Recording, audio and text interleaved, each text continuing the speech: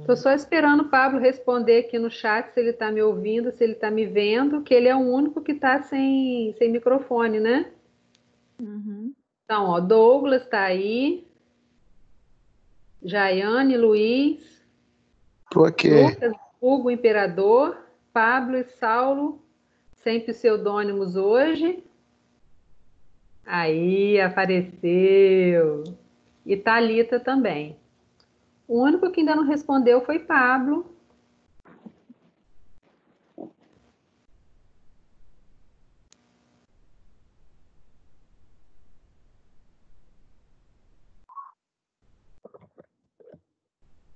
Isso aí. Ok, obrigado. Ok. Então, Pablo está me vendo. Galera, vamos começar então.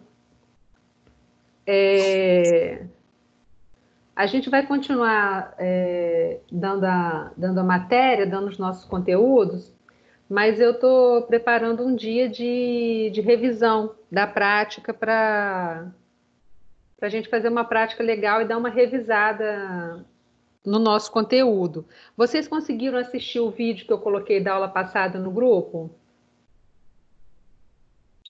Uhum.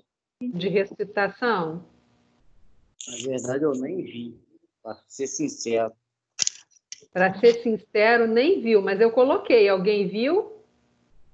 Vi. Eu vi que o vídeo tava lá, mas pra ser sincero, também não vi, não. Gente, eu não estou acreditando que vocês fizeram uma coisa dessa. Falando O a vídeo tá... verdade, correria doida. Não, é bom que vocês são sinceros, mas o vídeo está super explicativo, não é vídeo A, de ver- terceiros, sou eu que estou Não, fazendo. assisti hoje. Vou a assistir verdade hoje. dói, mas Oi? A verdade dói, mas nenhuma dor é maior do que a do parto, filhão. Então, nem de cálculo renal também. Então, olha só, é, volta a sugerir que vocês olhem lá no grupo, tá? E vejam o vídeo, porque a gente vai ter prova no final, né? Então, é importante que vocês vejam como que é a prática, mas acima de tudo que vocês vejam isso para a vida de vocês, tá?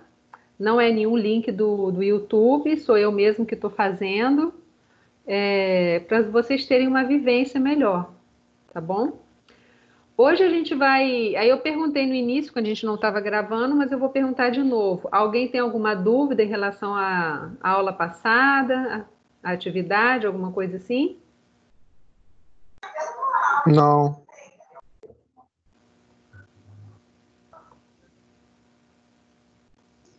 Posso seguir então, galera? Posso? Então vamos lá. Então, hoje a gente vai falar sobre o estado de choque, tá? Primeiro, nós vamos conversar sobre os choques a nível sistêmico. Cadê, gente? Bagunçou a tela todinha aqui. Vocês estão vendo o que na tela de vocês? O slide escrito. Ah, tá, já está vendo. Já.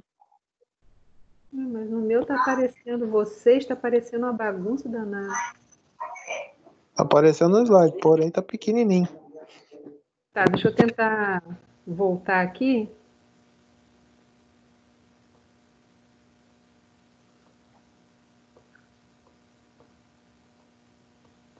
Deixa eu abrir de novo aqui.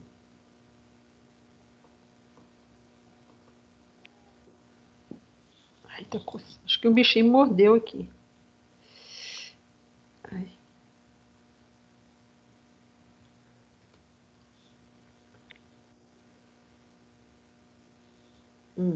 Foi.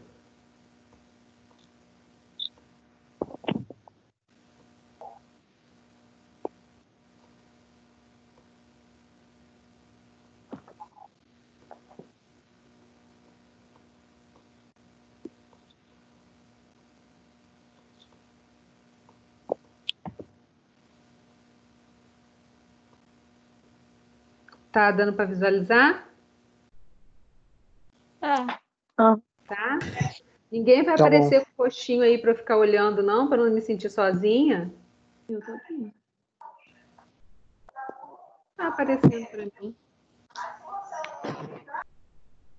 Começou. Não tá aparecendo, não. Deve ser alguma coisa aqui na internet. Daqui a pouco vai aparecer. Então, como eu estava falando para vocês, travou. Ah, foi. Hoje a gente vai conversar sobre estado de choque. Estado de choque é uma coisa, choque elétrico é outra, tá, gente? Então, a gente vai ter essa diferença. Uma coisa é estado de choque, a outra coisa é o choque elétrico. Então, primeiro nós vamos falar sobre o estado de choque, que são alterações do nosso corpo, do nosso organismo, mediante a vários fatores, tá?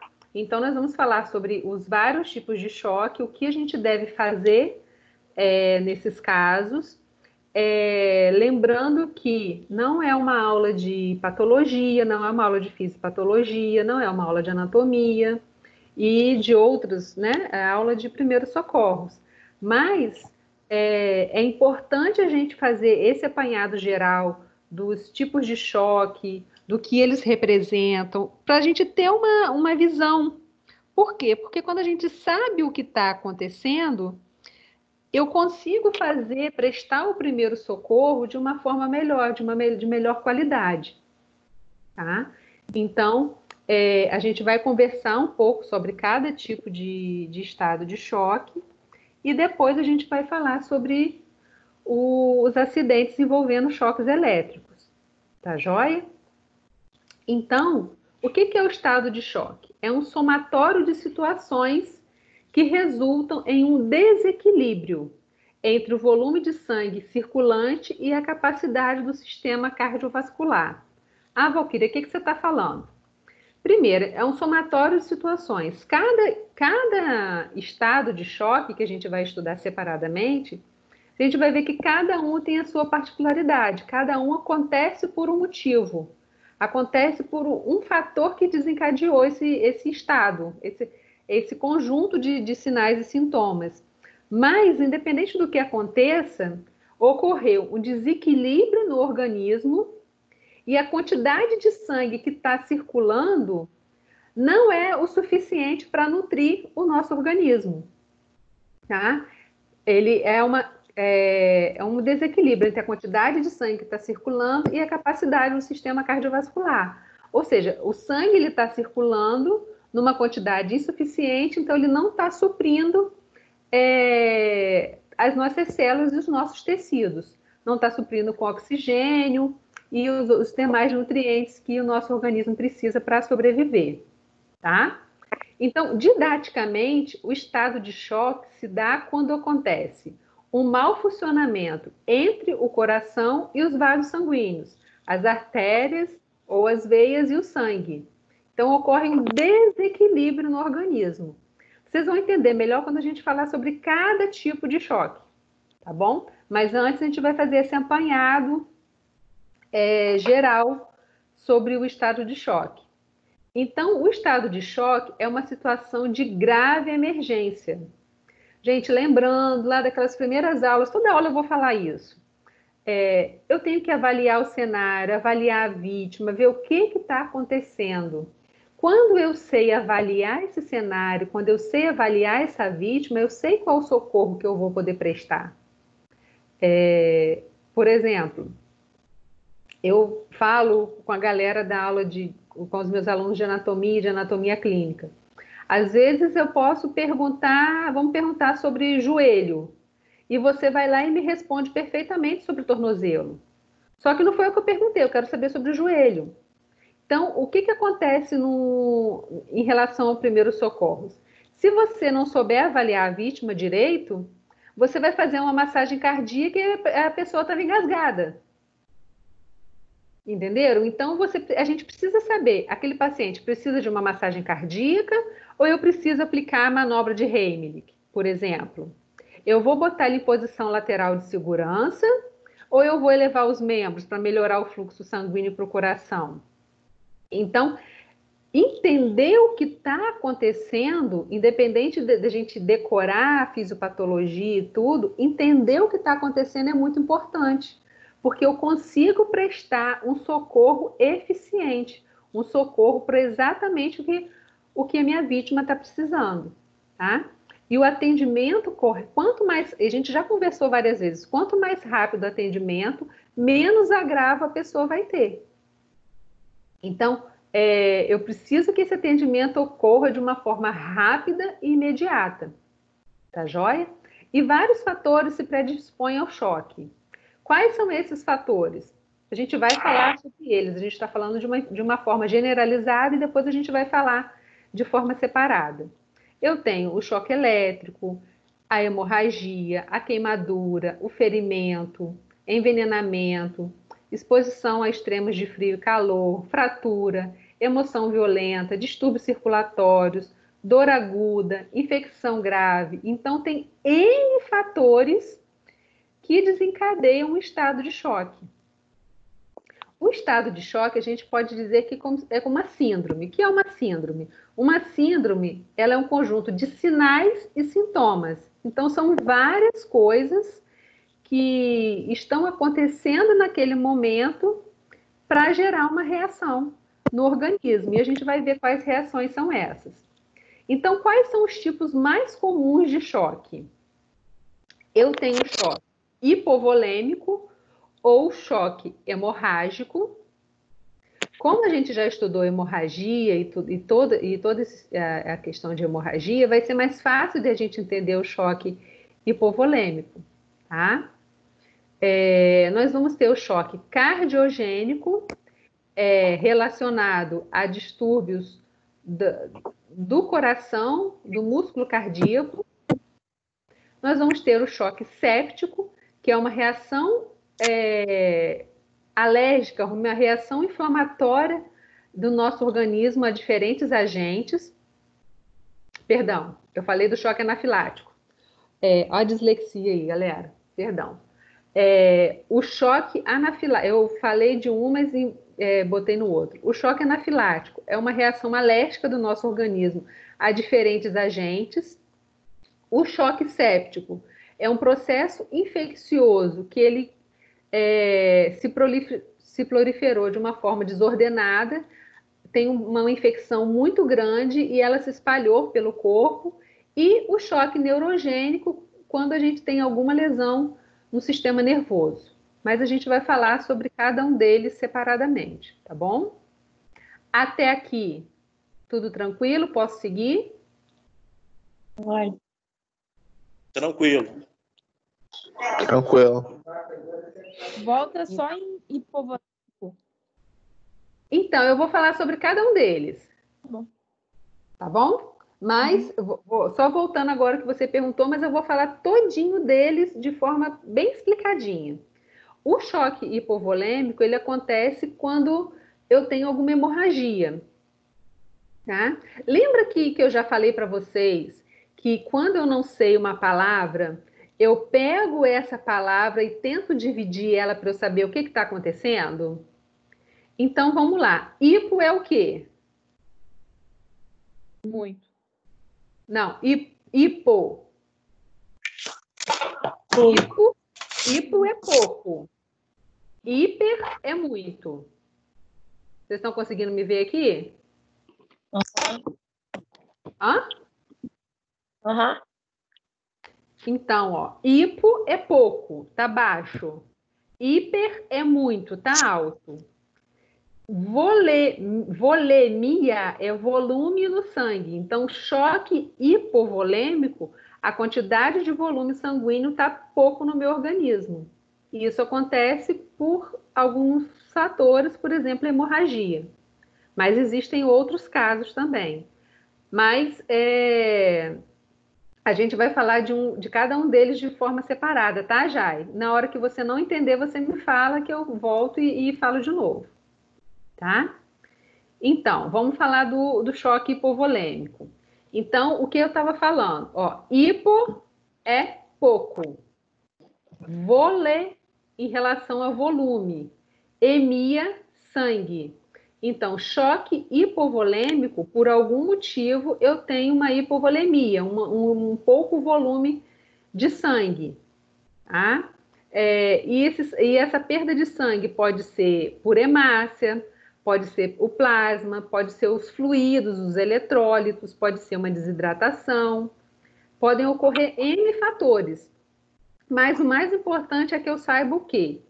Que é um choque que ocorre devido à redução do volume intravascular. Vai diminuindo o volume sanguíneo. Então, pode ser perda sanguínea, pode ser por uma hemorragia externa ou interna. Por exemplo, a hemorragia externa. Lembra que a gente falou sobre a hemorragia arterial, que é em jato? E o fluxo sanguíneo da hemorragia arterial ele é muito alto? Então, a chance de ter um choque hipovolêmico por uma hemorragia arterial é muito grande.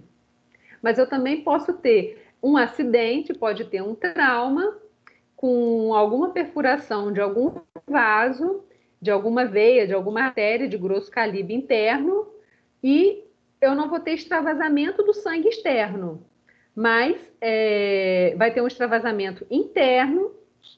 Isso acontece muito em região de víscera, né? E vai fazer com que o sangue que está circulando dentro dos vasos, que o volume que está dentro dos vasos, ele seja reduzido. Também pode ocorrer perda de plasma, em queimaduras. Lembra aquelas queimaduras que a gente estudou, que fica minando aquele líquido transparente? Ali é o plasma. Então, se for um grande queimado, também pode gerar um choque hipovolêmico. No caso de vômitos, de diarreias, que a gente já estudou também, o vômito e a diarreia pode ser tão intenso, gerar um quadro de desidratação tão grande que pode ocorrer um choque hipovolêmico. Então, vai faltar fluido no nosso organismo para esse sangue tá circulando. Tá? Então, o choque hipovolêmico é uma situação grave, porque acontece quando se perde uma grande quantidade de líquidos e de sangue. O que acontece? Faz com que o coração deixe de ser capaz de bombear o sangue necessário para todo o corpo e, consequentemente, o oxigênio. Foi o que eu estava falando no início para vocês.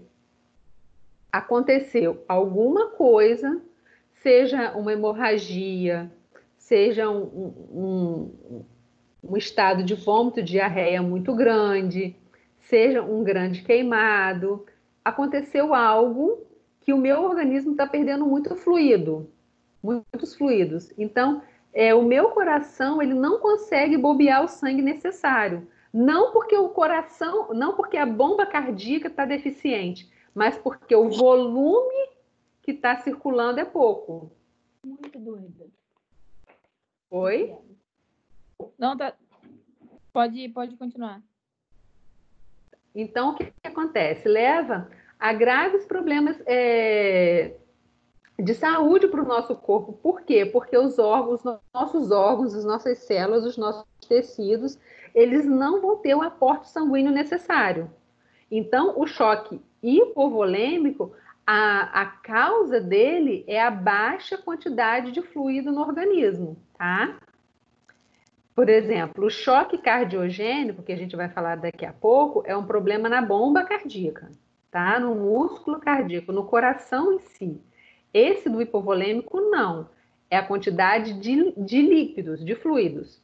Ela está baixa, então não tem uma quantidade. Por exemplo, você precisa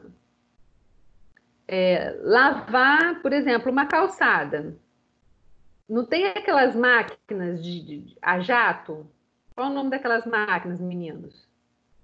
Aquelas de lavar, aquelas faz aquele fluxo alto da água. Lava Jato.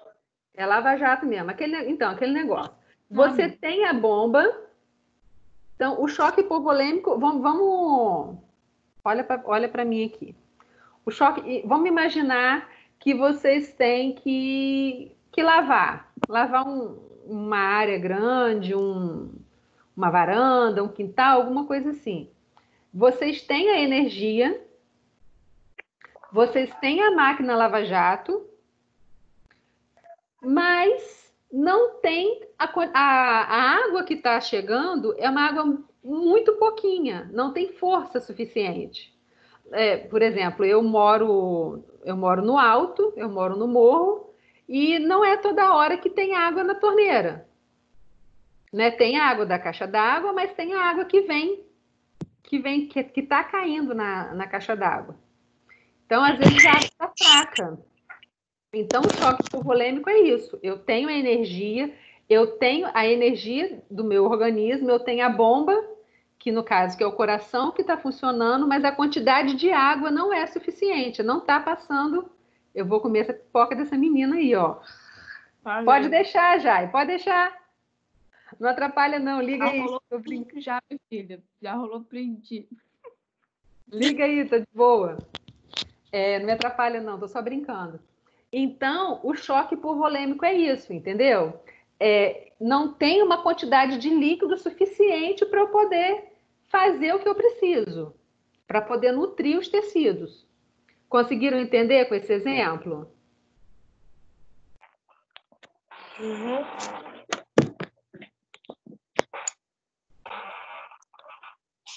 Galera? Eu entendi. Perfeito. Entendido. Ué, Pablo apareceu? O microfone deu guarda-graça aqui. Ah, muito bem. Coloquei o fone. Então, vamos lá, vamos continuar. Então, o choque hipovolêmico é isso. Bem, tá? Esse tipo de choque geralmente é mais frequente após uma pancada muito forte, acidente de trânsito, queda de alguma altura, mas também pode acontecer durante cirurgias, por exemplo. Também pode acontecer, como a gente já falou, no caso de um corte muito grande, quando perfura alguma artéria. Então, pode acontecer por N fatores. Para se tratar esse choque e evitar suas consequências graves, é preciso rapidamente ir para o hospital. Gente, todos os estados de choque você tem que levar a pessoa o mais rápido possível para o hospital. Tá? Todos os estados de choque. O estado de choque é uma situação muito grave que está correndo um grande risco de morte. Então, em todas essas condições, eu tenho que levar a pessoa o mais rápido para o hospital. Qual é o meu papel como socorrista? O meu papel como socorrista é prestar o primeiro socorro inicial quando possível, tranquilizar a vítima e esperar o socorro chegar. Tá? Então, cada caso a gente vai ver se é possível ou não estar atuando de uma forma melhor. No caso do estado no choque hipovolêmico, por exemplo, se a pessoa tiver com uma grande hemorragia, o que vai acontecer? Eu posso estar estancando essa hemorragia. A gente não aprendeu como estanca uma hemorragia? Como eu faço a contenção de uma hemorragia? Então, posso estar fazendo essa contenção dessa hemorragia até a ambulância chegar. Tá? Mas quando esses casos são muito graves, às vezes a pessoa precisa de transfusão de sangue, às vezes precisa de soro venoso, mas o mais importante é que eu leve essa vítima rapidamente para o hospital. E lá no hospital que vai tratar a causa, o que provocou aquela perda de sangue, a perda de fluidos, de eletrólitos. Tá? Então, por exemplo, se a pessoa está com muito vômito, se a pessoa desmaiou, eu vou colocar a pessoa de lado e vou desobstruir a via aérea para a pessoa não broncoaspirar o vômito. Se é o caso de uma hemorragia, eu vou conter essa hemorragia enquanto o socorro não chega. Mas em todos esses casos, a pessoa tem que ir para o hospital o mais rápido possível, tá? Então, o choque hipovolêmico é uma situação de emergência que deve ser tratada o mais rápido possível. Assim que existir suspeita, o que a gente deve fazer? A gente deve chamar o socorro imediatamente, como eu já estava falando para vocês. Se possível, deitar a vítima e levar os pés a cerca de 30 centímetros. Foi uma das nossas primeiras práticas quando a gente estava em aula presencial ainda na sala de aula. Lembra que a gente levou o membro de 30 a 45 centímetros para quê? Para o fluir, para a circulação chegar ao coração, ao sistema nervoso central, à cabeça, para a gente manter as funções vitais do organismo. Se possível, por que eu coloquei se possível? Lembra que quando a gente estava falando de hemorragia, que se for uma hemorragia e for, por exemplo, no membro inferior, e eu tiver uma fratura exposta, um membro tiver dilacerado, eu tenho como levar esse membro? Vou ter como levar esse membro, eu não posso fazer isso. Então, a Valquíria falou que tem que levar os pés, tem que levar os membros. Não, não é em toda situação. Por isso que eu preciso saber de tudo, de ter uma noção geral das técnicas de primeiros socorros para saber em qual técnica que eu vou aplicar. Muito importante também, manter a pessoa aquecida, utilizando cobertor, roupa, casaco, agasalho, o que vocês tiverem à mão para manter a pessoa aquecida. E o que eu já falei, se existir alguma ferida sangrando, é importante tentar parar essa hemorragia. Usar um pano limpo, uma gaze, fazer pressão sobre o local, como a gente já falou bastante na aula de hemorragia. Gente, um bicho me picou aqui, está incomodando. E quando eu tomo essas medidas de primeiros socorros de forma adequada, eu vou garantindo que a pessoa sofra menos agravo, para que quando a equipe médica chegar, os danos sejam menores da minha vítima. Então, se eu conseguir parar essa hemorragia, se eu conseguir parar esse vômito, essa diarreia, ou melhorar o estado do paciente enquanto o socorro chega, melhor vai ser para o paciente, melhor vai ser para a minha vítima. Em relação a choque hipovolêmico, está tranquilo? Você tinha perguntado no início, já deu para entender?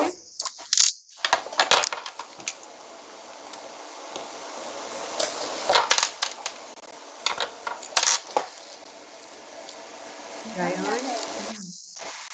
Deu sim.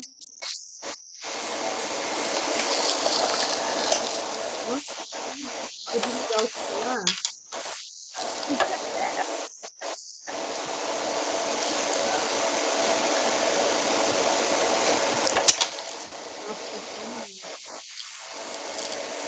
Gente, em relação ao choque hipovolêmico, tá tranquilo? Posso seguir? Tudo certo. Pode. Quê? Em relação ao choque, posso seguir? Mano,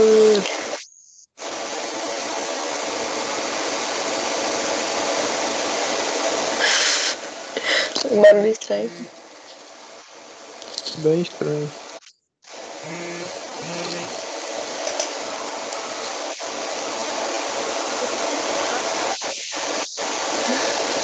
Tá dando pra escutar ela, não.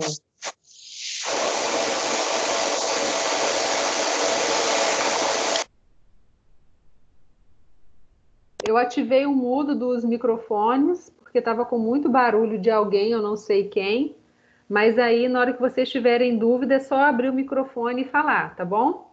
Ou perguntar no chat, porque estava chiando muito, eu não estava conseguindo nem raciocinar, estava chiando muito, muito, muito. Mais alguma dúvida, gente? Posso seguir?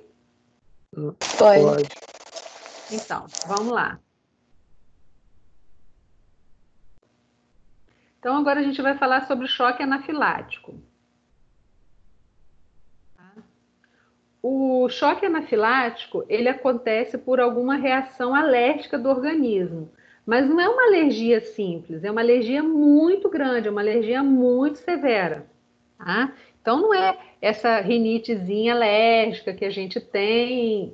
Não, é uma reação muito, muito, muito forte. Tá? Eu não sei se eu contei para vocês, eu acho que eu contei. A, a alergia que eu tive viajando quando eu comi camarão. Eu contei para vocês? Hum? É uma que Acho você que não. ficou fora. Acho que não. Não me Uhum, lembro, não. é essa mesmo. Mas eu ouvi o não me lembro aí. Então, eu sou apaixonada por camarão. Apaixonada mesmo, amo camarão. E comia prato de camarão. Tudo que tinha camarão eu comia. E tem. Vai fazer 2 anos agora, em julho, que eu não como mais camarão. E qualquer coisa que eu vejo com camarão, eu fico salivando, mas eu não como. Porque eu tava viajando e pedi um prato com camarão. E comecei a comer, dei a primeira garfada, coloquei na boca, ficou estranho, né? Como diz a propaganda, não desceu redondo, desceu quadrado. E aí eu tentei a segunda garfada, ficou estranho, o gosto estava estranho, não desceu muito bem. Eu não estava eu não estava no Brasil, eu estava fora do país. E quando a gente está fora, a gente fica com medo, né? De, de ir para o hospital, essas coisas assim, por medo de questão de língua, por mais que você entenda alguma coisa, medicamento é complicado. E eu tenho alergia a alguns medicamentos. Então eu fiquei com medo de ir para o hospital, me senti mal, ainda estava no restaurante, não comi mais, deixei o prato com camarão e fui pro hotel. Tomei um banho e quando eu já estava deitada, isso tinha passado uma meia hora, uns 40 minutos mais ou menos. O que eu quero dizer com isso? O choque anafilático, ele não necessariamente vai ocorrer naquele exato momento, ele pode demorar um pouco, que vai depender dos mediadores químicos que o organismo vai produzir. E primeiro eu comecei a sentir o meu rosto queimando, coçando, aquela coisa toda. Eu achei que fosse por causa do frio, que minha pele tinha ressecado muito, que eu estava no Chile, então estava muito frio, então achei que fosse ressecamento da pele. Aí ficou. Daqui a pouco meu rosto começou a ficar quente, eu não estava conseguindo engolir, eu fazia assim com a saliva e não engolia, meu corpo começou a coçar todo. E quando eu olhei no espelho, meu rosto já estava ficando todo vermelho, começando a ficar inchado. Aí eu corri, avisei meu esposo e tal, aí eu comecei passando mal. Eu tive vômito, eu, eu não conseguia controlar o vômito, eu não conseguia controlar fezes, eu não conseguia controlar a urina. A sorte que eu tinha uns medicamentos antialérgicos na bolsa, tomei e saiu sangue do meu nariz, eu passei muito mal, eu não conseguia respirar direito, eu não conseguia engolir direito. Eu falei, vou morrer, estou tendo um choque anafilático e vou morrer. Né? Então, a sensação é horrível, porque você realmente não consegue respirar direito, você não consegue engolir direito. Graças a Deus eu não cheguei para o hospital, porque eu usei a medicação rápido.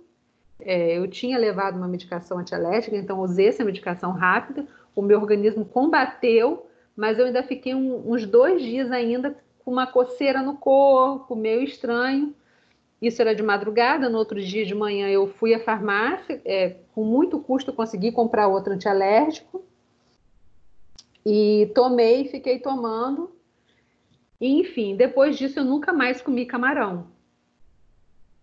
Então, por que estou contando essa historinha? Às vezes a gente pode ter ingerido um alimento durante a vida toda e em um determinado momento nosso organismo diz, não, eu não quero mais isso. Tá? É o caso, por exemplo, de uma pessoa adulta que desenvolve uma intolerância à lactose, de uma pessoa adulta que desenvolve uma alergia a glúten. Tá? O processo alérgico pode ser tão grande, tão severo, que ele pode gerar um choque anafilático, a pessoa fica sem respirar. Ocorre uma série de fatores com o organismo dessa pessoa. Então, não é uma simples reação alérgica, é uma reação alérgica severa. Tá? É uma reação alérgica de hipersensibilidade sistêmica, ou seja, ocorre no meu organismo todo. Ele não ocorre em apenas um local.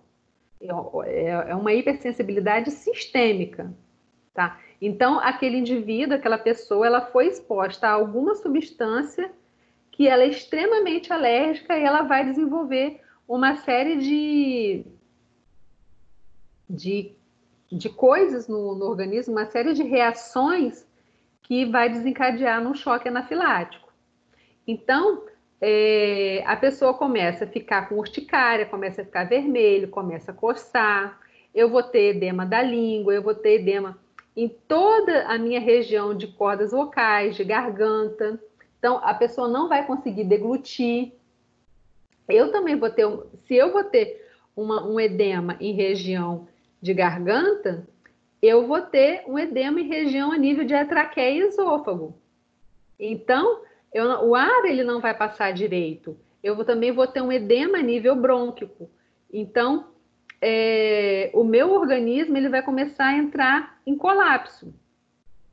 Né? Então, o choque anafilático ele é a forma mais grave de reação à hipersensibilidade do nosso organismo. E ela é desencadeada por diversos fatores.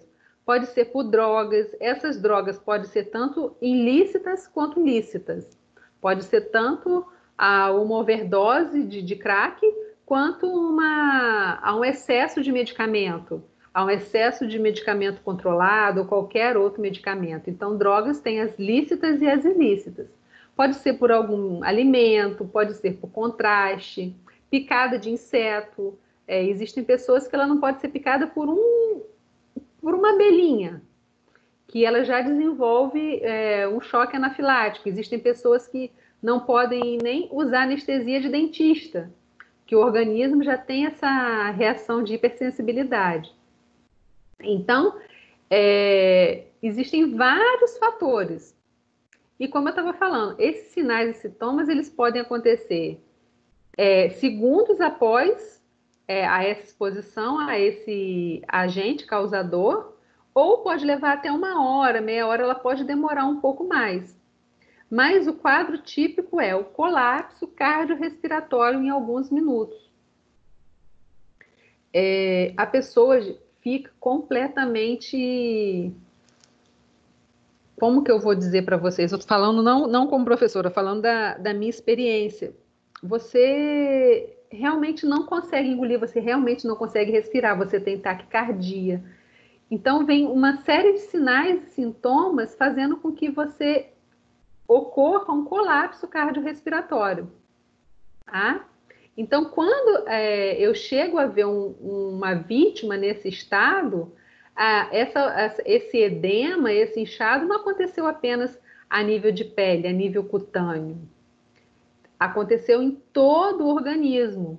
E se a gente for parar para pensar que isso pode acontecer nos vasos, nos tecidos, nos órgãos, então a reação ela é muito grave.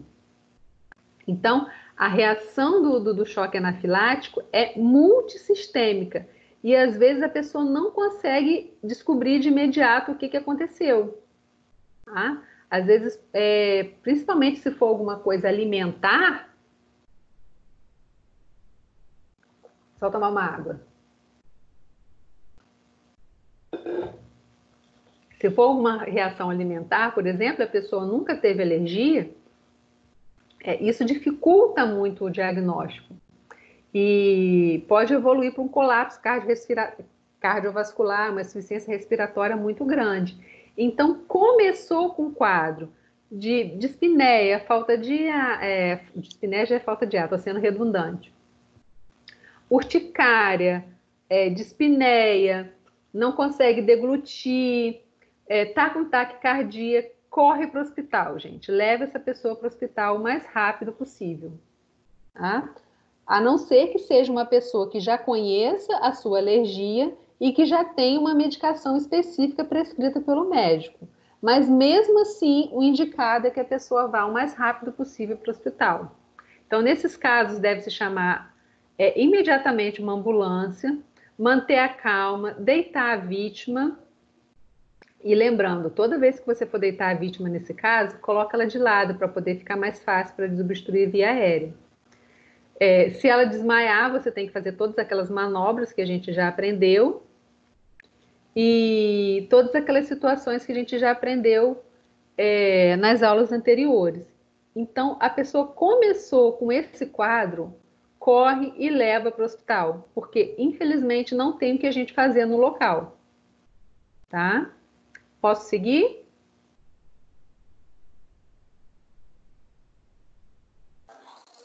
Pode. Então, agora o choque cardiogênico. Cardio vem de onde?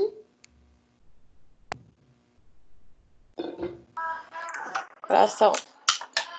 Ah, bonita. Exatamente. Então, o que acontece?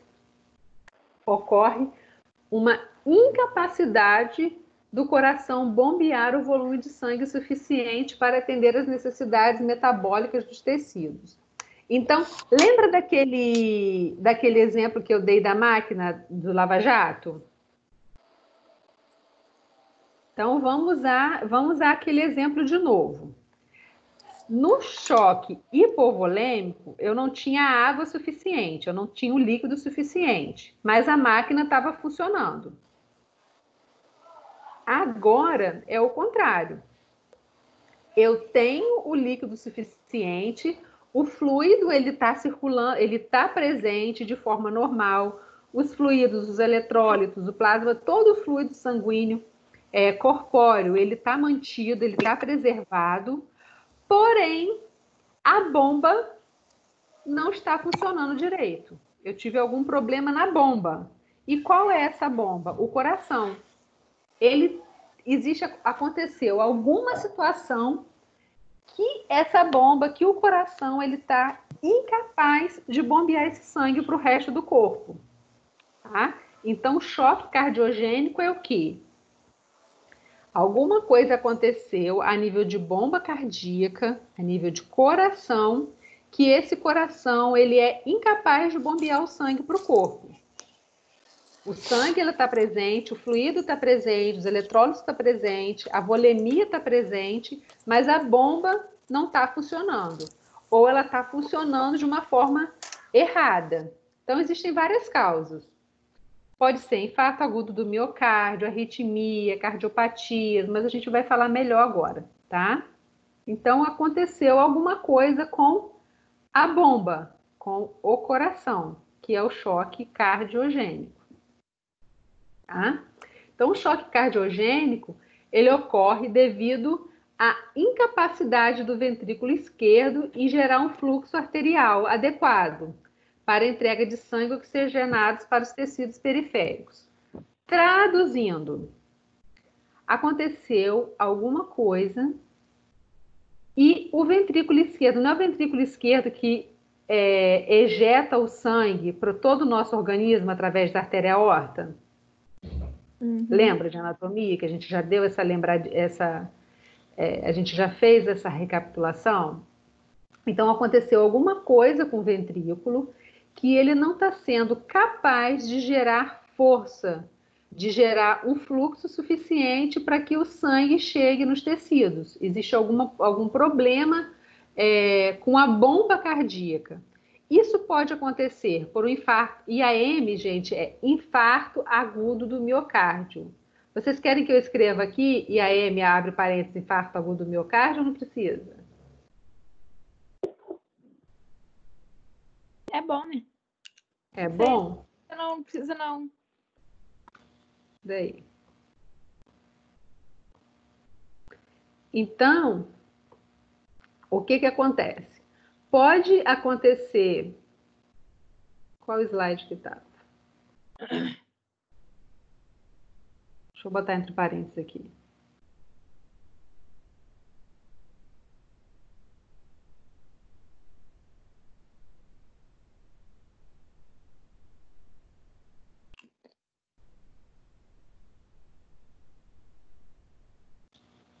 Deixa eu botar menorzinho, senão vai...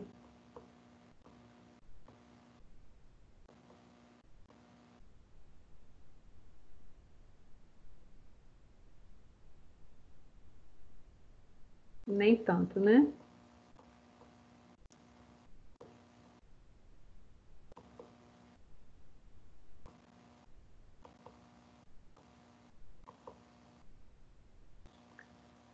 Com o mouse é mais rápido, fazendo sem mouse.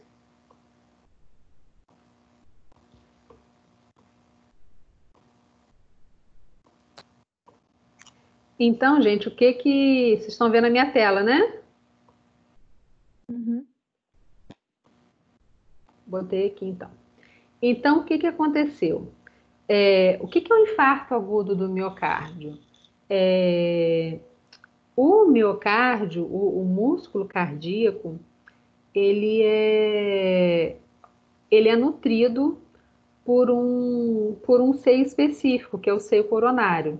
Então, às vezes, eu tenho algum problema nesse seio coronário, nesses vasos e artérias responsáveis. Alguém saiu aqui, gente? Tá apitando para mim aqui. Saulo saiu.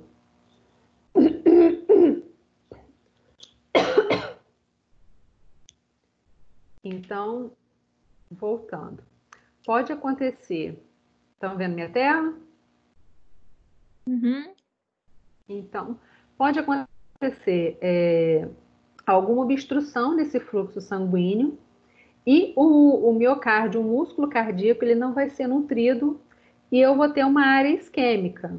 Vai morrer um pedaço daquele músculo cardíaco ali. Se vai morrer um pedaço daquele músculo cardíaco, ele não vai conseguir contrair adequadamente, ele não vai conseguir fazer a função dele, porque aquele músculo ele vai estar em estado de necrose, ele vai estar em estado de morte cardíaca. Então, eu vou ter uma área do coração infartada. Se eu tenho uma área do coração infartada, o coração ele não vai conseguir bombear do jeito que ele bombearia. Então, de uma forma muito simples, isso é um infarto agudo do miocárdio, mas ele é mais complexo, mas de uma forma simples, para que vocês façam o link. Então, o que que acontece? A contração do músculo cardíaco, ela não vai acontecer. Então, o coração ele não vai conseguir bombear o sangue para chegar no nosso organismo, então eu vou desenvolver um choque cardiogênico, tá? O volume de sangue não vai chegar, por quê? Porque eu tive um problema no coração. Esse problema também pode acontecer a nível de ventrículo, como eu já estava falando para vocês. Por exemplo, no caso de uma arritmia, arrítmico é quando o ritmo ele não está sendo sincrônico. Lembra de sístole e diástole? Sístole e diástole, movimento de entrada e saída do coração, ele tem um ritmo. Às vezes esse ritmo ele pode estar muito acelerado, ele pode estar muito lento, e esse ritmo descoordenado vai fazer com que o sangue também não chegue aos tecidos da forma correta. Então, esse também pode ser um dos casos do choque cardiogênico. E outras causas importantes do choque cardiogênico tem miocardite, que é doenças inflamatórias do miocárdio, valvopatias, que são doenças das válvulas presentes no coração, miocardiopatias, que a gente já falou, doenças do miocárdio, pode ser uma hipertensão, mas no caso tem que ser uma hipertensão bem descontrolada, tá, gente? Taquiarritmias, que eu já falei agora para vocês, eu posso ter uma taquicardia muito alta, o coração pode estar batendo de forma muito acelerada, ele pode estar batendo muito lento. Então, o trabalho do coração, ele está ocorrendo de forma...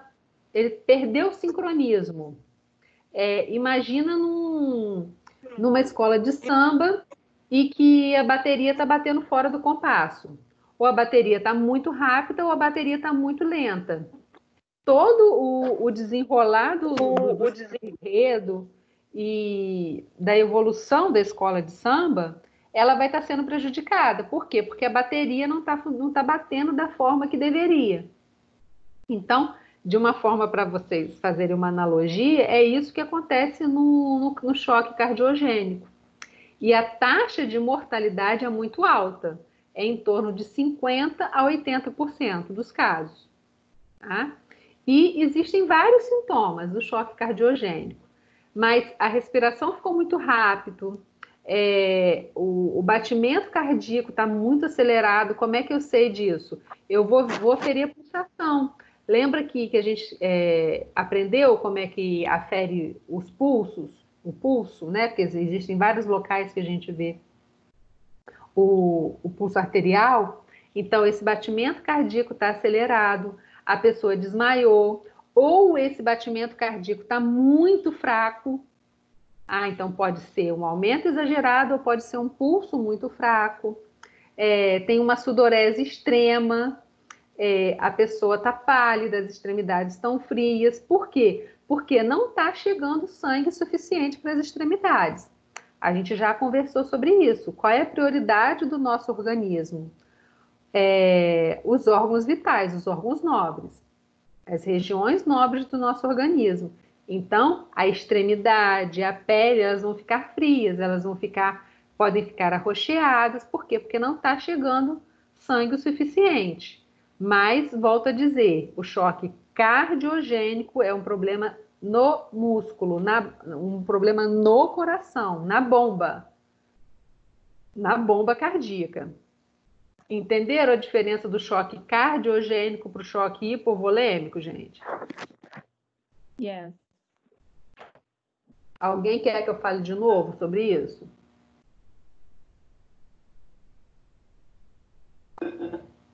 Para eu poder seguir?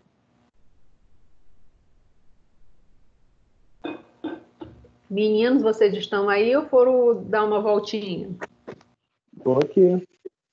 Tá tranquilo? Posso seguir? Tudo certo. Então tá bom, vamos lá. O choque séptico. O que é o choque séptico? Aconteceu alguma infecção. Lembrando, todo choque, o estado de choque é de origem sistêmica, vai ocorrer em todo o organismo, tá? Então, o estado de choque, ele ocorre a nível sistêmico, ele ocorre em todo o organismo. Então, não é qualquer infecção, não é qualquer alergia, não é um corte, um pequeno corte que vai gerar o choque. Aconteceu alguma coisa a nível sistêmico, tá?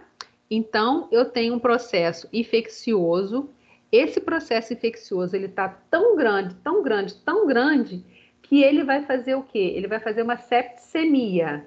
Emia é sangue. Essa infecção, ela vai para o sangue e vai pegar todo o organismo. Todo o organismo, ele vai ser infectado por esse sangue, por essa infecção, por esse agente causador, seja ele qual for. Então, o organismo, ele não vai ter a capacidade de reagir a uma infecção. Essa infecção pode ser por bactéria, pode ser por vírus, que pode penetrar pela corrente sanguínea, pode ser alguma toxina, pode ser pelo ar. Aí depende do agente causador, mas não importa a gente saber o agente causador, no caso, não vem ao caso saber o agente causador. O que eu preciso saber? É que tem uma infecção, essa infecção ela está muito alta, ela está descontrolada e ela vai chegar na minha corrente sanguínea e ela vai atingir todo o meu organismo. Gente, é muito difícil você pegar um choque séptico que não seja a nível hospitalar. É muito difícil você pegar um choque séptico numa escola que vocês estiverem dando aula, numa academia que vocês estiverem dando aula, num lugar que vocês estiverem administrando um curso. Por que eu estou dizendo que é muito difícil? Porque nada é impossível, tá? Mas, se a gente for parar para pegar estatisticamente, os choques sépticos, em geral, eles ocorrem a nível hospitalar. Mas, se a pessoa estiver em casa, não estiver sendo tratada, não estiver sendo medicada e tiver com uma infecção muito, muito grande, isso pode acontecer a nível de casa, isso pode acontecer em casa também, mas não é tão comum.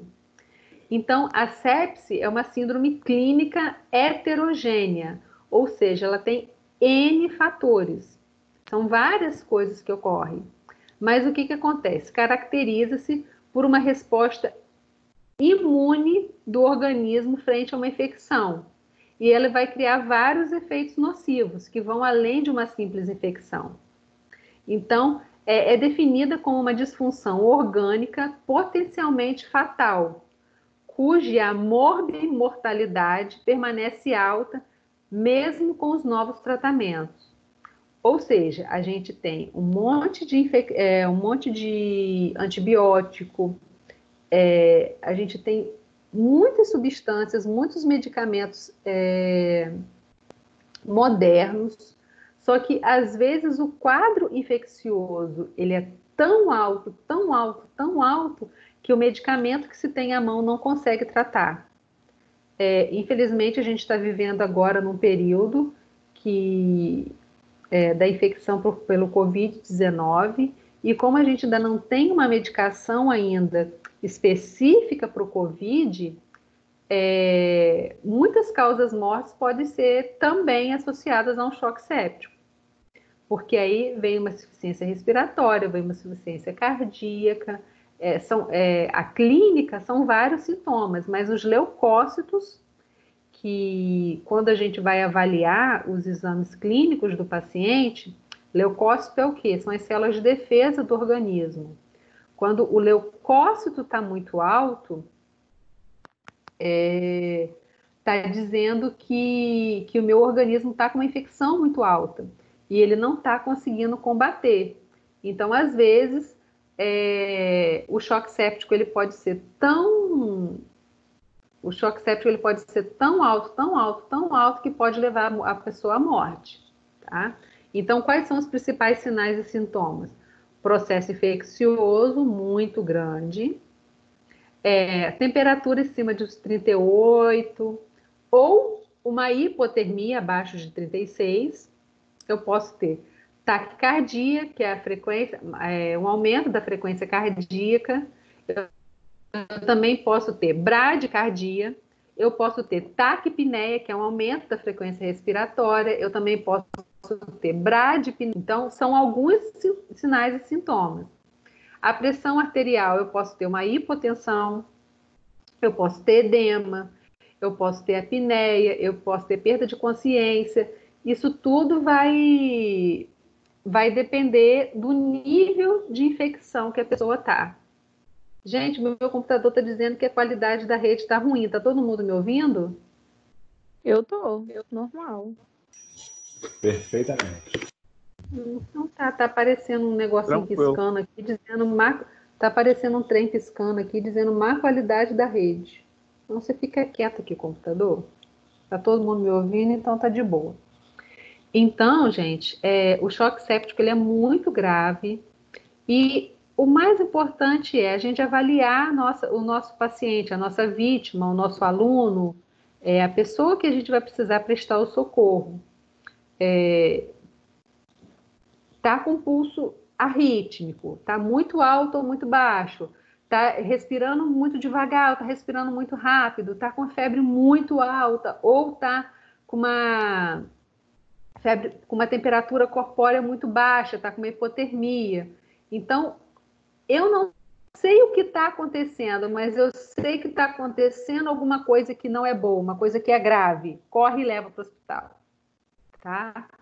Tem que levar imediatamente a vítima para a unidade hospitalar. Não tem muito o que fazer. Eu não vou conseguir reverter esse processo infeccioso em casa. Eu preciso de medicação. Então, eu preciso levar a vítima imediatamente à unidade hospitalar. Beleza até aqui? Beleza. E o último choque que a gente vai conversar, depois a gente vai para o choque elétrico. Vou molhar minha garganta. É o choque neurogênico. A gente vai falar na próxima aula sobre o traumatismo raquimedular. Tá? Então, tem alguma coisa a ver também, mas aí a gente vai entrar em mais detalhes nas próximas aulas. Tá? Então, o choque neurogênico, ele é mais comumente causado por traumatismo que afeta a coluna cervical. É um choque que decorre da redução do tônus vasomotor normal por um distúrbio da função nervosa. Ou seja, eu tive uma perda dos sinais nervosos. Os estímulos, eles não estão... os estímulos aferentes e eferentes, eles não estão sendo conduzidos de forma adequada para o sistema nervoso central.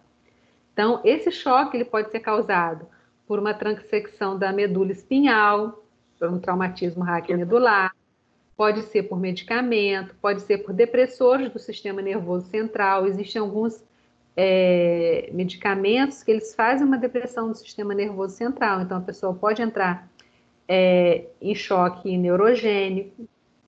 O mais importante é reconhecer a iminência do choque. Você sabe que ele é um estado que ele vai causar um dano, ele pode causar uma morte, então rapidamente eu tenho que levar a vítima para o socorro. Por quê? Porque de repente pode ser possível reverter, tá? Só que às vezes é difícil a gente reconhecer os sinais do choque, mas existem algumas situações que a gente pode notar e adotar algumas condutas para poder retardar essa situação. Mas, de uma maneira geral, a prevenção ela é muito mais eficaz do que o tratamento do estado de choque em si. Né? O choque ele pode ser causado por diferentes causas, diferentes origens traumáticas. Então, aquela história de é melhor prevenir do que remediar é verdade. Tá? Então, a gente precisa ficar atento à possibilidade do choque, atento à nossa vítima, avaliar a vítima de forma adequada, porque a maioria dos acidentes, das infecções, elas precisam dos primeiros socorros, mas eu preciso saber o que a vítima está precisando para poder prestar o socorro de forma adequada. Então, quais seriam esses sintomas? Pele fria, aumento da sudorese, está transpirando excessivamente na testa, nas palmas das mãos. Gente, não é aquela sudoresezinha, a pessoa está transpirando. Não, é um aumento intenso da sudorese. A pele está pálida, está gelada, está fria. Ou a pele chega a estar tão gelada, tão fria, que começa a ocorrer a cianose, que fica com as extremidades arroxeadas. Quais seriam essas extremidades? Orelhas, lábios, as pontas dos dedos. A sensação de frio da vítima ela é muito grande, ela começa a ficar com tremores. A vítima pode ter náusea, pode ter vômito. A respiração pode ficar curta, ela pode ficar irregular. Tudo isso vai gerar o quê? Uma perturbação visual. A visão da vítima pode ficar turva, ela pode perder o brilho nos olhos, as pupilas elas podem estar ou dilatadas ou contraídas, eu preciso avaliar também isso. O pulso, ele pode estar com uma frequência e com volume inadequado, então eu posso ter um pulso muito acelerado ou um pulso mais fraco, como a gente já falou. A pessoa pode ficar parcialmente ou totalmente inconsciente. Então, para isso tudo, a gente já sabe como deve proceder. A gente vem estudando aqui no decorrer das nossas aulas, né? Mas eu vou estar sempre frisando, eu vou estar sempre falando isso, para que no final desse período mesmo de forma online, que isso fique na cabecinha de vocês. Mesmo que vocês não assistam o vídeo que eu coloquei no grupo, né, meu povo? Que isso fique na cabeça de vocês, que vocês lembrem disso. Então, eu preciso observar a vítima, observar o local, combater, evitar ou controlar o estado de choque, se possível. Tem coisas que a gente não consegue controlar. Manter a vítima deitada, manter a vítima em repouso. Se tiver uma hemorragia externa, eu vou controlar essa hemorragia. Eu vou observar as vias aéreas, se elas são pérvias ou não. Se eu vou precisar hiperestender a via aérea ou não. Às vezes, eu vou precisar fazer uma ressuscitação cardiopulmonar nessa vítima, fazer um RCP, como a gente aprendeu na aula passada. Às vezes, a pessoa está com alguma obstrução, está com alguma coisa que eu preciso tirar, alguma secreção, alguma dentadura, alguma coisa da boca dela. Gente, eu falei para vocês que a gente não deve colocar a mão na boca da paciente, da vítima, se ela tiver no caso de crise convulsiva, mas esse não é o caso, tá? A pessoa não está tendo uma crise convulsiva. Então, às vezes pode ser um idoso que está começando a ter uma asfixia pela dentadura, está com uma hipersalivação, então você vai precisar colocar ele de ladinho. Então, manter a via aérea pérvia é muito importante. E, se precisar, fazer a massagem cardíaca, fazer todo aquele protocolo de ressuscitação cardiopulmonar que a gente aprendeu na última aula. Afrouxar a roupa da vítima, virar a cabeça de lado, colocar em posição lateral de segurança. Isso tudo eu vou fazendo de acordo com o meu cenário, de acordo com o que o cenário está me apresentando. Então, precisou, tem como, eu vou elevar os membros, tá?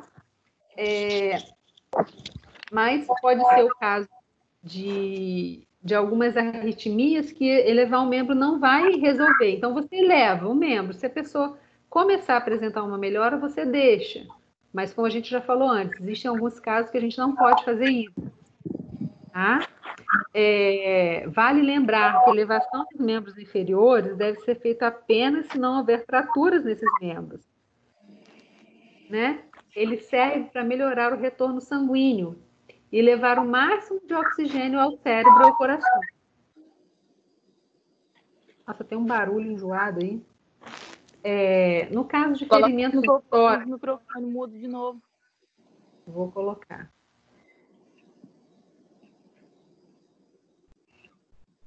Para eu colocar mudo, tá lá no coisa.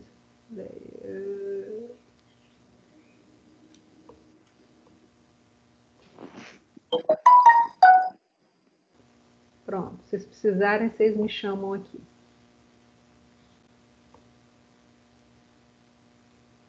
Então, no caso de ferimentos do tórax que dificultem a respiração, eu não vou elevar os membros inferiores, eu vou colocar a pessoa de lado, eu vou tentar fazer o máximo possível para manter a via aérea pérvia.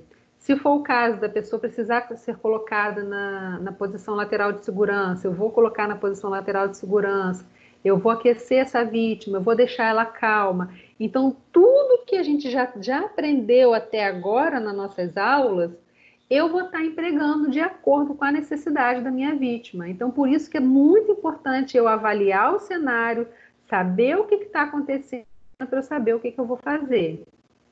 Né? Tranquilizar a vítima, se o socorro médico estiver demorando, eu vou deixar essa vítima calma. Eu, como socorrista, eu preciso estar calmo para não deixar a vítima mais nervosa. Eu tenho que ficar prestando atenção, monitorando essa vítima, vendo as suas funções vitais, como que seu estado de consciência vai estar, como seu nível de consciência vai estar. Então, eu preciso estar o tempo inteiro monitorando essa vítima enquanto o meu socorro não chega. Em todos os casos de reconhecimento dos sinais e dos sintomas do estado de choque, eu tenho que providenciar imediatamente assistência especializada. Eu tenho que levar essa vítima para o hospital. Por quê? Porque ela vai precisar de um tratamento complexo, que ele só pode ser feito com recursos especiais a nível hospitalar.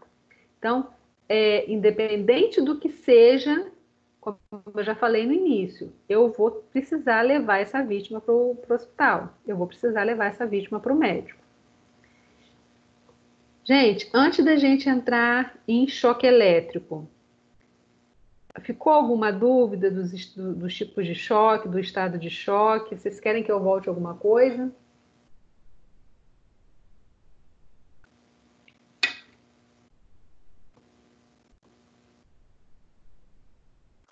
Tudo certo. Tudo certo? Tudo certo.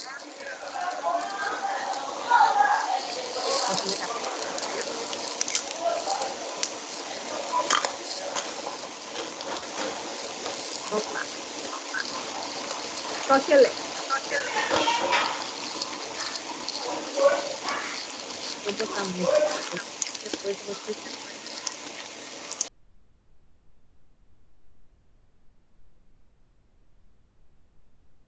Então, choque elétrico. O que a gente vai fazer quando acontece o choque elétrico?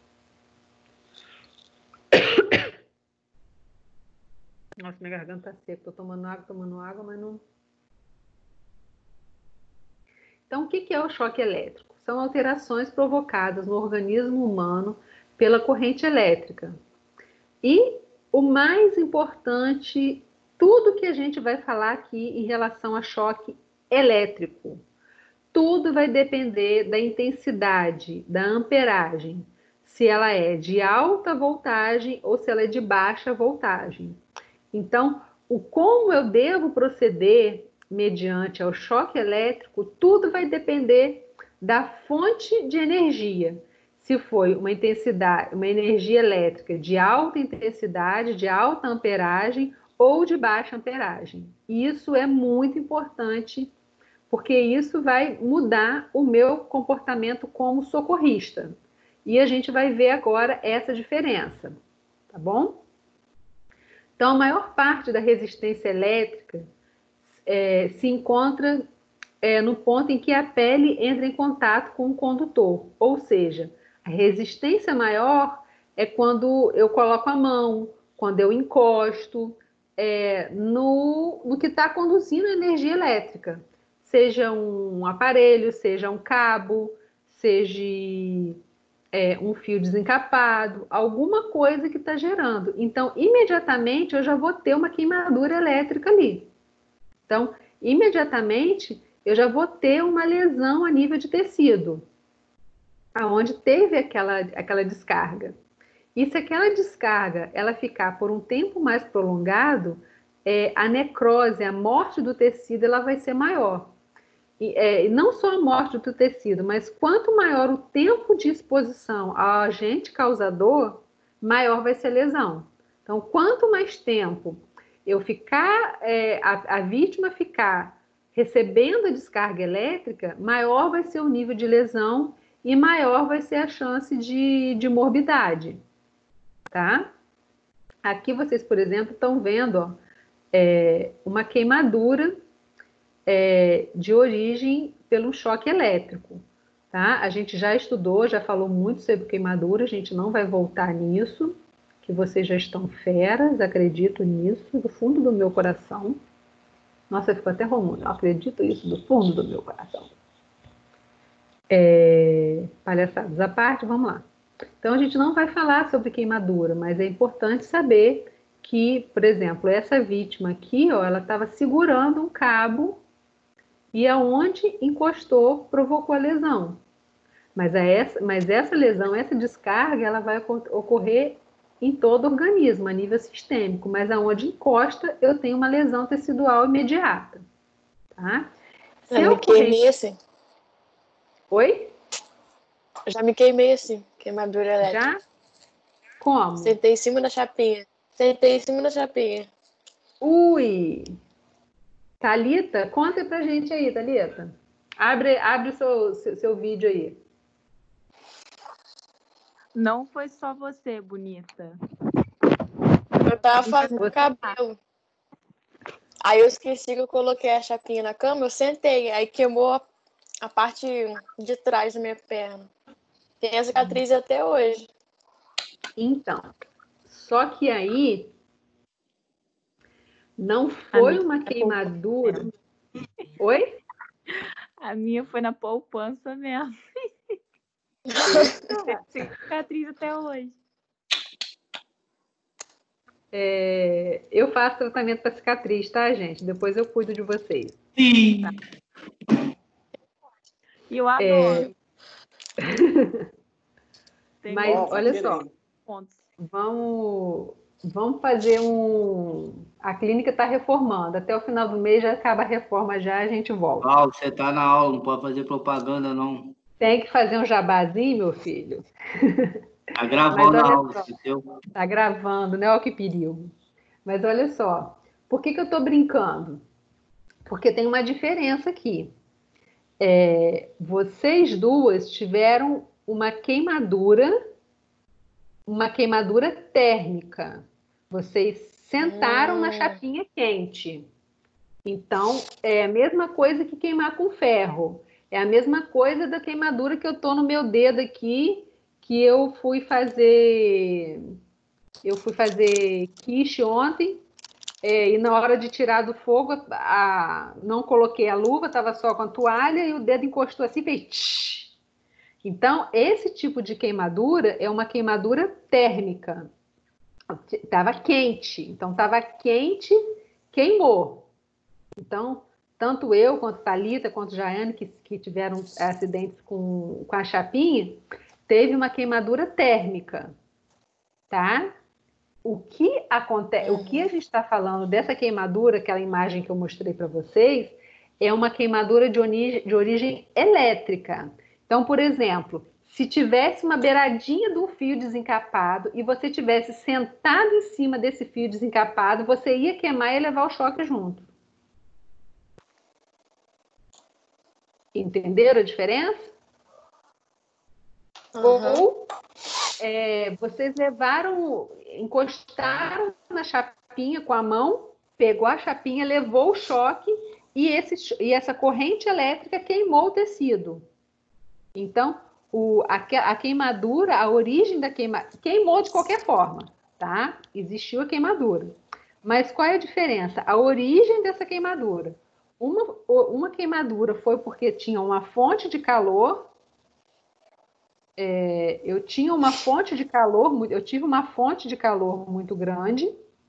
Então, eu tive essa queimadura por fonte de calor. E a outra queimadura que a gente está falando aqui agora é uma queimadura por uma origem elétrica. Eu tive uma descarga elétrica, essa descarga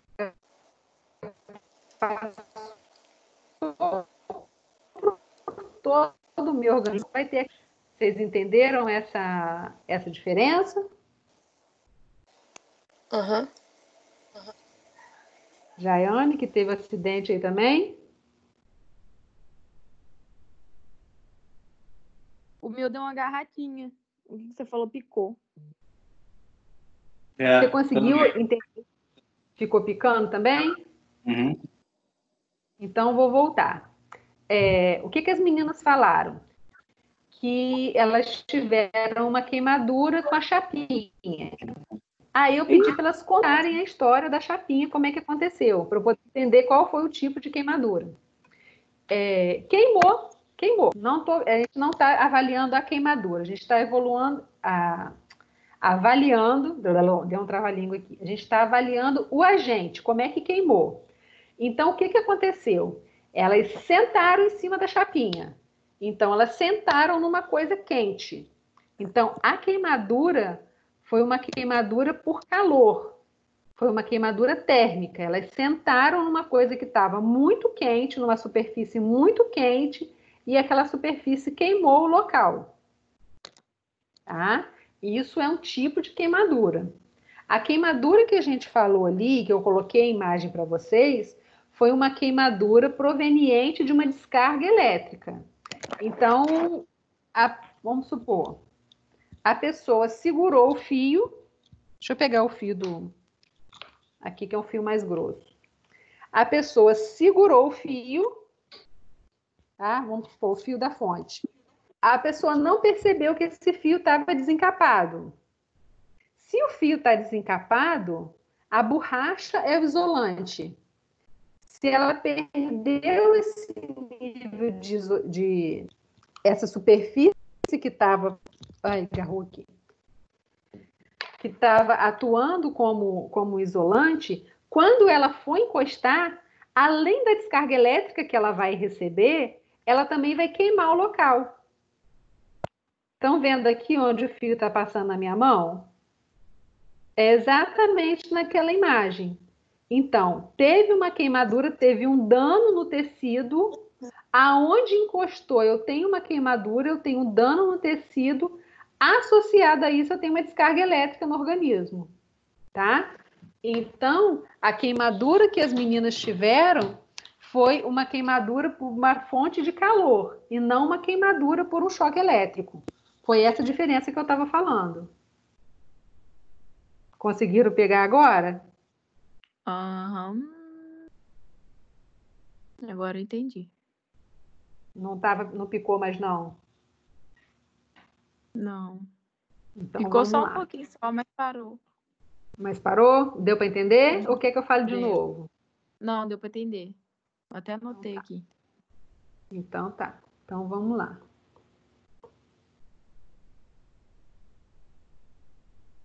Onde que eu estava? Então, aqui, ó, tá vendo essa lesão na mão aqui? Lembra do exemplo que eu dei com o fio na minha mão? Ó, então ocorreu a lesão, mas a pessoa levou o choque também, tá? Então existe uma diferença. Se a corrente for intensa, for uma corrente de alta intensidade, pode gerar morte, tá? Por quê?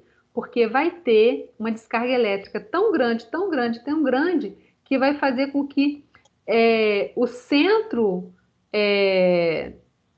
de comando dos movimentos respiratórios e cardíacos no sistema nervoso central, ele vai parar.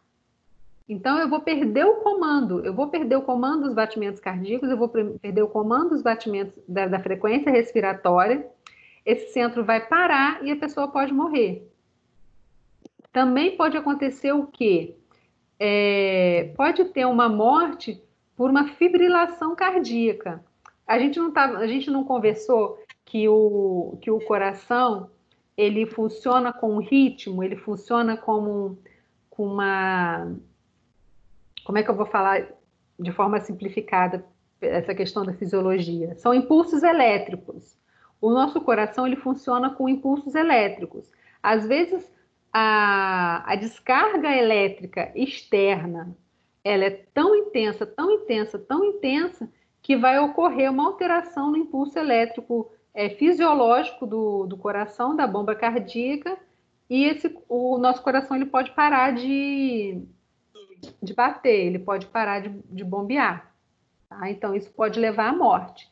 Então, o choque elétrico, ele pode ser muito, muito, muito grave.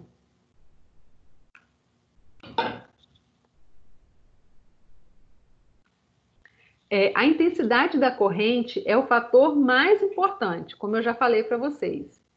Vou falar isso várias vezes hoje ainda, antes da gente terminar a aula. Então, é muito importante que eu saiba a intensidade da corrente, se ela foi de alta voltagem ou de baixa voltagem, tá? O choque elétrico, ele geralmente é causado por alta descarga. Então, se a descarga for muito alta, ele é mais grave. Se a descarga for baixa, os danos que ele vai causar são danos menores, tá? E a gente já falou sobre isso.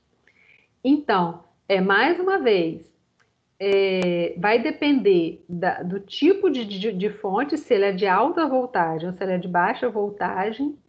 E outra coisa, lembra lá no início que o mais importante é a vida do socorrista, porque o socorrista ele precisa estar bem para poder socorrer a vítima? Então, os acidentes com eletricidade, eles oferecem um perigo muito grande à pessoa que vai socorrer a vítima. Então, o socorrista, ele corre um grave risco de morte, ele está colocando a vida dele em risco. Então, o socorrista ele tem que ter muito cuidado ao prestar esse socorro. E é o que a gente vai ver agora. Tá? Só que antes da gente ver, a gente vai ver as principais causas. Gente, vai dar 9 horas, mas a gente está quase... A gente ainda tem um pouco ainda. Posso seguir ou vocês querem que vá na próxima aula? Só por favor. Pode seguir. Então, vamos embora. As principais causas: imprudência, indisciplina, ignorância, acidentes. No caso, o que seria uma imprudência? A pessoa foi lá e foi mexer no relógio de luz, foi mexer numa lâmpada sem desligar a energia. Isso é uma imprudência. O que é ignorância? A pessoa desconheceu o perigo que mexer numa rede elétrica pode causar. Então, a falta de segurança nas instalações, fio desencapado, falta de ter um aterramento elétrico. Por exemplo, eu já falei para vocês que eu estou em reforma lá na clínica. Aliás, reforma não, né? A gente está fazendo tudo novo. Uma das coisas que o eletricista fez, que está fazendo, é fazer um bom aterramento elétrico. Então, isso é muito importante, que tenha o aterramento elétrico, porque isso vai prevenir choques, vai prevenir descargas elétricas. Por exemplo, em grandes prédios, isso é muito comum, mas isso é muito importante que a gente, quando está mexendo na parte elétrica, é muito importante que a gente pense nisso. Tem que ter cuidado com aparelhos com defeito. Às vezes, a pessoa vai mexendo no liquidificador e está com o fio quebradinho, aí vai lá e faz aquela gambiarra. Na hora de mexer no liquidificador, leva aquele choque elétrico. Então, a gente tem que ter muito cuidado com essas coisas, tá? Porque o choque elétrico, ele vai estar lesionando todo o meu organismo. Então, isso vai depender muito das condições e das características da corrente elétrica, tá? Então, o que a pessoa pode sentir? Ela pode sentir mal-estar, ela pode sentir angústia, náusea, cãibra, pode ficar dormente, a região da pele pode ficar ardendo, pode ficar sensível, pode ocorrer estocomas cintilantes. O que é isso? Pode acontecer pontinhos luminosos nos olhos, pode ficar com dor de cabeça, que é cefaleia, vertigem, as arritmias, como eu já falei para vocês, os impulsos elétricos do coração, eles podem ocorrer de forma assincrônica, pode ter dispneia, as contrações dos músculos, elas também podem ser afetadas, a pessoa pode ficar inconsciente, pode ficar com dificuldade de respirar. Mais uma vez, eu vou ter isso repetido, gente. Alteração do ritmo cardíaco, pode acontecer queimadura, a descarga elétrica pode ser tão grande que ela pode jogar a pessoa para longe. Então, a pessoa encostou, levou aquele pancadão, aquela descarga elétrica enorme, às vezes a pessoa voa longe, é quase uma cena de filme. E nesses casos, o risco de morte, a incidência de morte, ele é muito grande, tá? Então, é importante distinguir o acidente, em qual corrente de voltagem ela vai ocorrer, se ela é de alta voltagem ou se ela é de baixa voltagem, tá? No acidente elétrico, a vítima pode ficar presa ou ser violentamente projetada. Então, quando ela ocorre, geralmente ela é violentamente projetada nas redes de alta voltagem, gente. Então, na rede de alta voltagem, tá? A descarga elétrica, a amperagem é tão grande que a vítima é arremessada para longe mesmo, e é metros de distância, tá? Então, falando sobre alta voltagem, que são os fios de alta tensão, a probabilidade estatística de morte, ela é enorme. É muito difícil, a não ser por um milagre divino, que uma pessoa consiga sobreviver a uma descarga elétrica de alta voltagem, tá? Num fio de alta tensão. Isso pode acontecer, mas a chance é muito menor, tá? Então, a vítima sempre ela estará num ponto distante do contato, ela foi arremessada. E essa vítima ela vai ter grandes queimaduras. Se a pessoa, né, o que eu vou fazer para socorrer essa vítima? Primeira coisa que eu tenho que fazer, gente, eu tenho que interromper essa descarga elétrica. Se for uma rede de alta voltagem, se for uma rede da energia elétrica da rua, por exemplo, eu não vou ter uma chave para poder ir lá interromper, né? Então, o que eu tenho que fazer? Eu tenho que manter distância, eu tenho que ligar para o socorro, eu tenho que fazer o contato com a fornecedora de energia, para quê? Para interromper aquela energia ali do local. Porque se você chegar perto, o campo elétrico gerado, você vai levar o choque também. Tá? Então, no mínimo 18 metros. Ocorreu um acidente com rede de alta voltagem, tira o povo de perto, porque senão o povo vai sair levando corrente elétrica. E dependendo dessa intensidade, isso pode gerar óbito. Então, afasta a vítima, tá?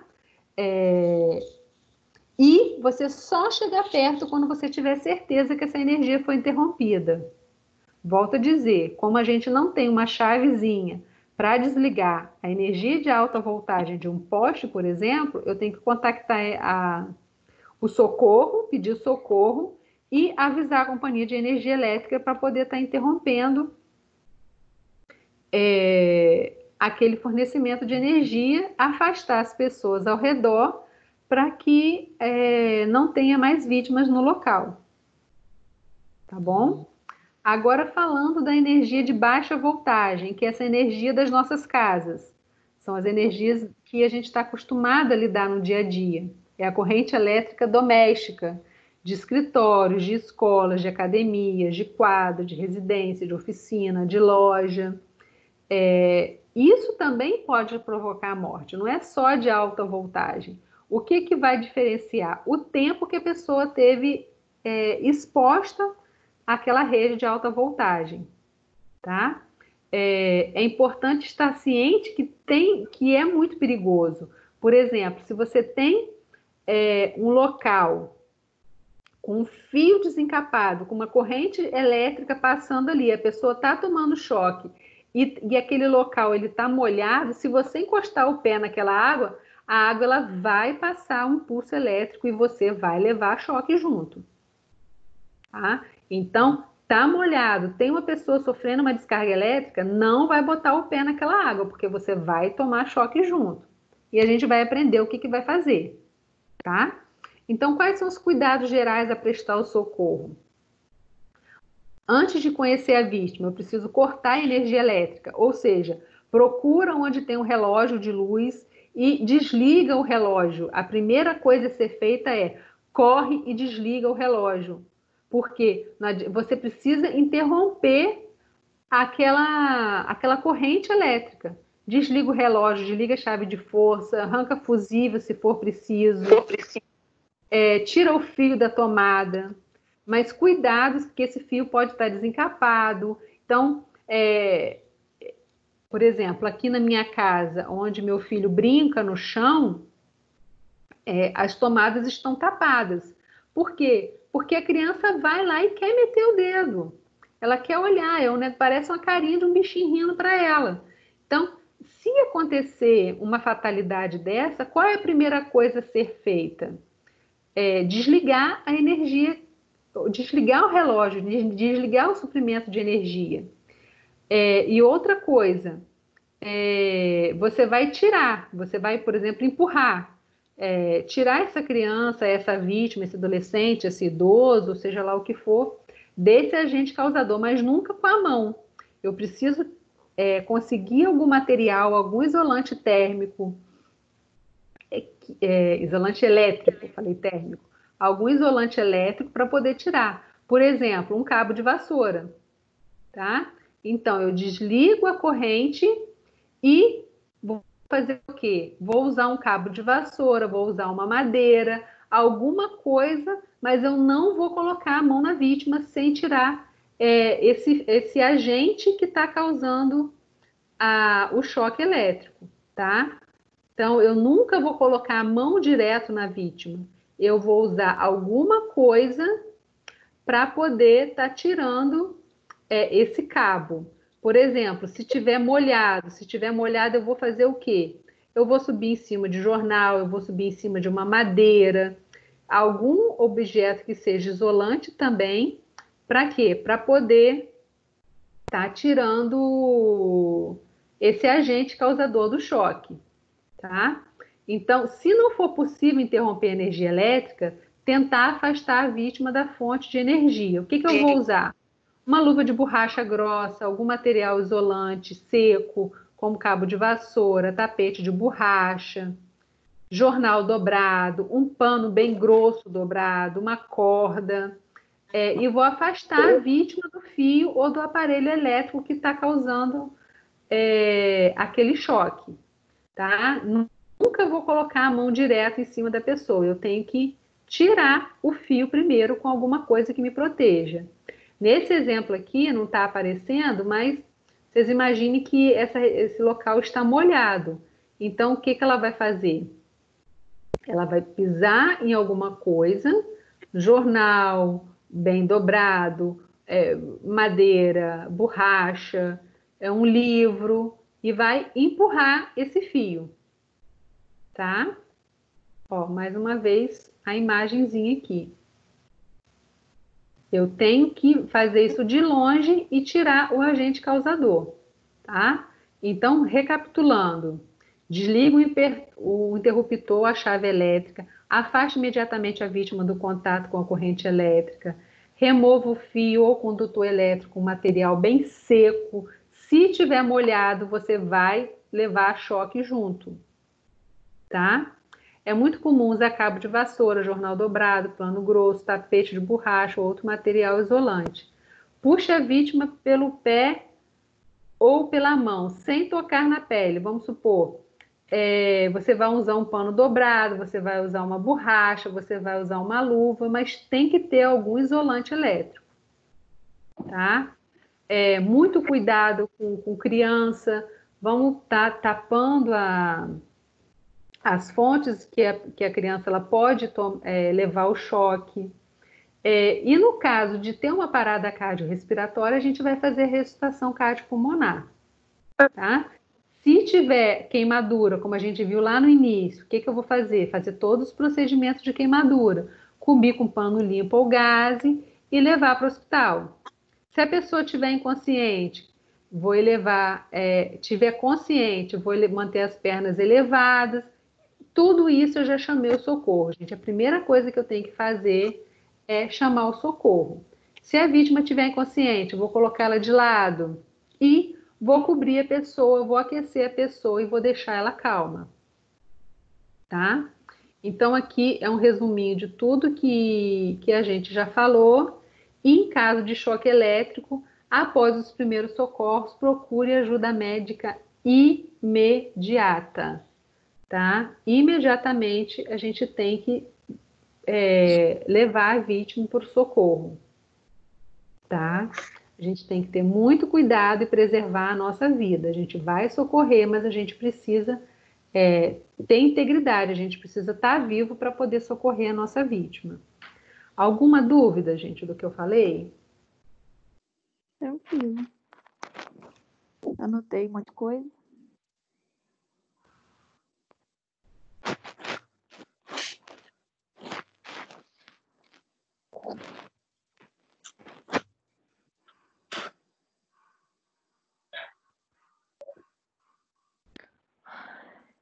Gente, alguma dúvida?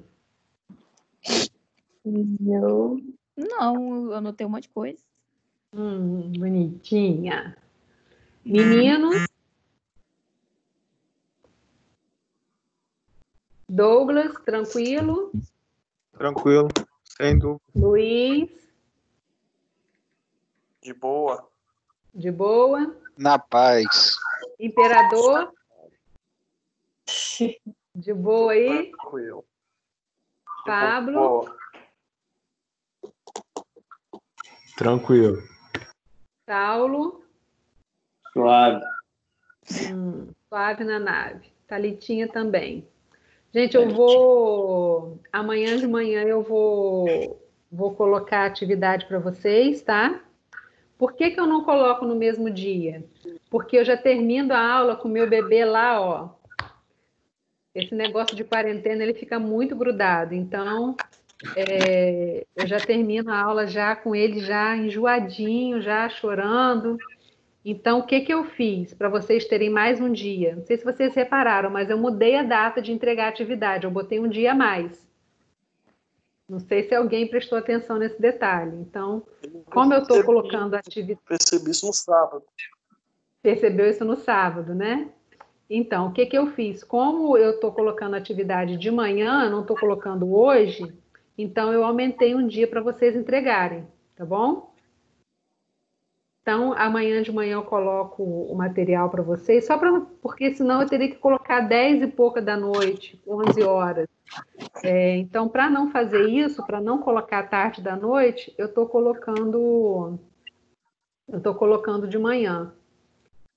Gente, alguma dúvida? Tudo tranquilo? Tudo de boa? Tranquilo. Então, ó, beijo no coração de vocês. Até semana que vem. Se cuidem, por favor. Cuidado com o Covid. Usem máscaras. Para daqui a pouco a gente estar com a vida normal de novo, tá bom? Qualquer dúvida, qualquer coisa, vocês me chamem por mensagem, tá bom? Tá bom. Ó, beijão. Deixa eu despedir aqui então, pelo chat.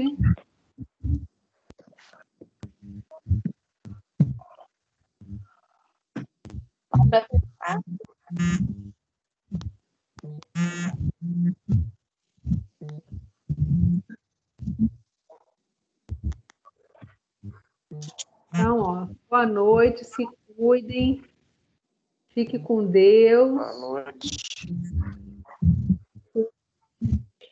Cadê Bebam os bonecos? bastante. Oi? Bebam bastante álcool. Oi? Boa noite. Boa noite. Então, Jaiane, na hora que você for falar com a Aline, fala que eu mandei um beijão e para ela mandar a foto de Miguel para a gente ver. Tá. Tá bom? Ó, Tá bom. beijinho, fiquem com Deus. Adeus. Tchau. Tchau. Cadê aqui?